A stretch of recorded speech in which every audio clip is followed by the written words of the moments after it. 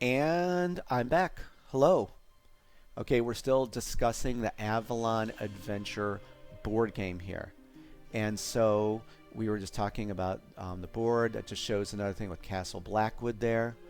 Um, Talks about the event and encounters, which I already discussed with you. This was something very cool with this game. It's the battle boards.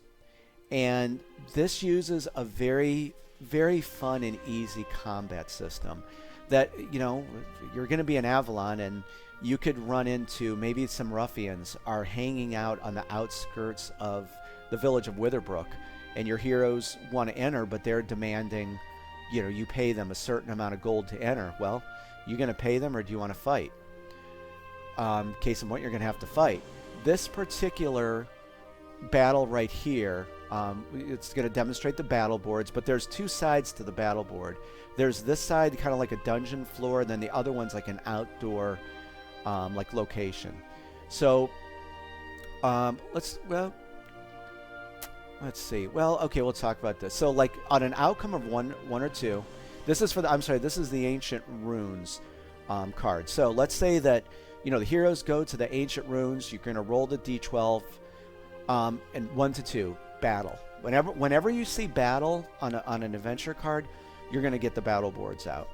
So randomly select 2 heroes. This is real simple. Remember the initiative tokens? You roll a d6. Whatever comes up, that hero is chosen. So it says, we need 2 heroes. Quite simply, let's say that Sir Brennis here, Maheliak had initiative token 4, and 4 was rolled. Well, that would be our first hero. We need a second one, right? We rolled a d6, 4 comes up. Well, Maheliak is already selected. You simply re-roll. So on this one, our battle mage Lyrena got selected for this. So randomly select 2 heroes. As these heroes ascend a small stone stairway to the massive wooden doors of the runes, 2 skeletal grunts come bursting out, shattering the doors into pieces. Each hero must combat a skeletal grunt. A skeletal grunt has 2 health and a toughness of 7. And then it just goes on to this really cool little battle system. And it's nothing drawn out. It's a very simple system, but it's fun. So we can see, and you're going to be using miniatures from Dungeon Crusade with this. So it's kind of like a hybrid game. You're going to have all this stuff from the Avalon Adventure board game, but you're going to incorporate, parts of your Dungeon Crusade to play this.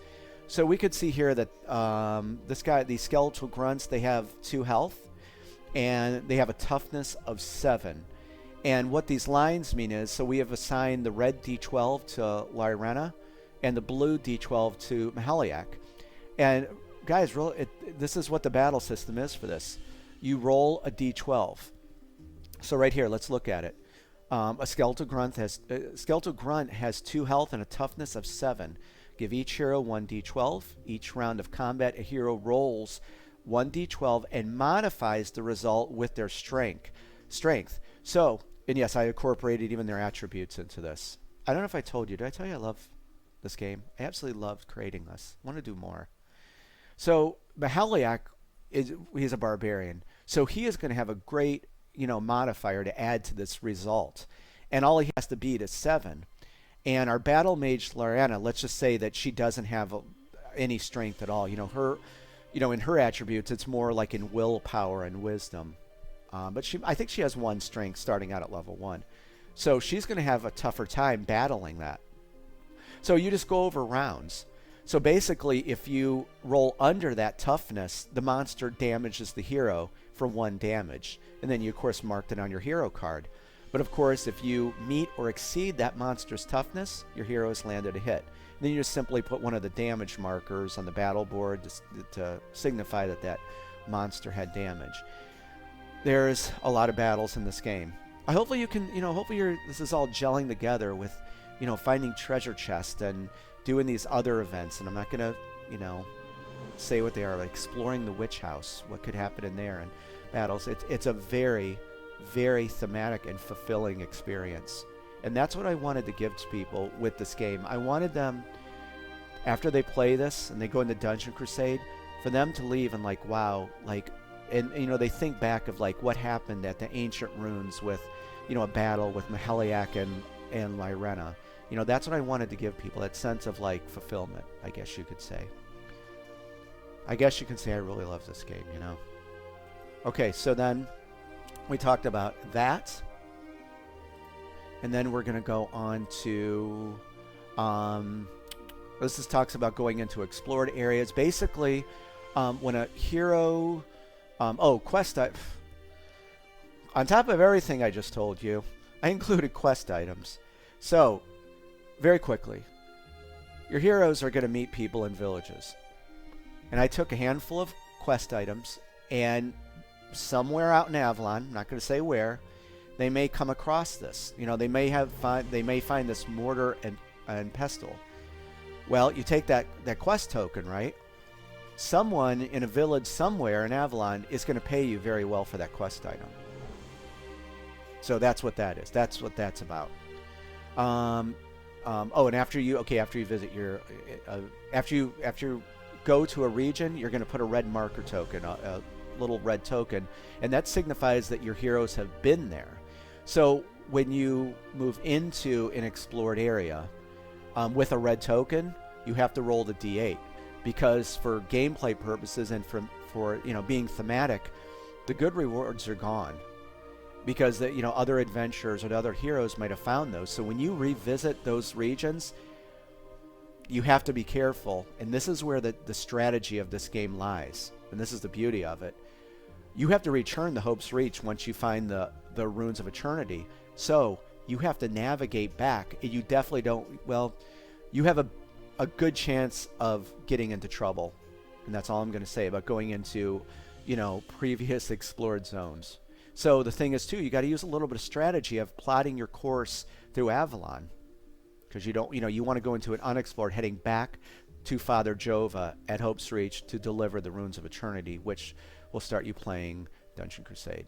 So that's gold. That's when heroes get gold in the game. Rejuvenation potions. That talks about the fate track. And hopefully you're enjoying the look of this rulebook. I think it came out very nice.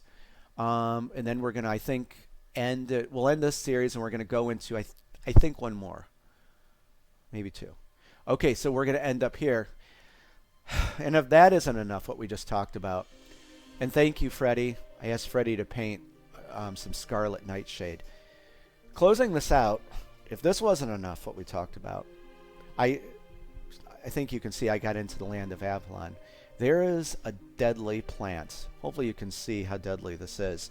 There's a deadly plant called Scarlet Nightshade.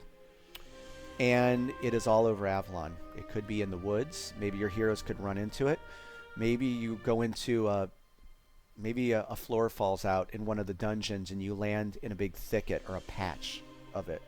So all I'll say is beware of Scarlet Nightshade. And I just, you know, added what I envisioned for this stuff, and talks about it. And the thorns are anywhere from 2 to 4 inches. It's very, very nasty stuff. And blue runes, real quick. Okay, even though, say you found one of the blue runes, what that will allow you is you could re-roll any die with a blue rune. So simply, say you were fighting those skeletal grunts and you had a bad roll. If you cash that in, you could re-roll your die. So just a nice little game mechanic if you do find those. Runes of Eternity, and then ending the game, and then there's a nice little graphic design I put in with this page. Okay, guys, I think there's going to be one more video. We're going to go on to the index and the table of contents. You're definitely going to see this. So I hope you're enjoying this. I know this is extended, but the game is done. I think I said that, didn't I? I am just so happy. Okay, I'm going to see you in a second, and we're going to finish this up. Talk to you in a few.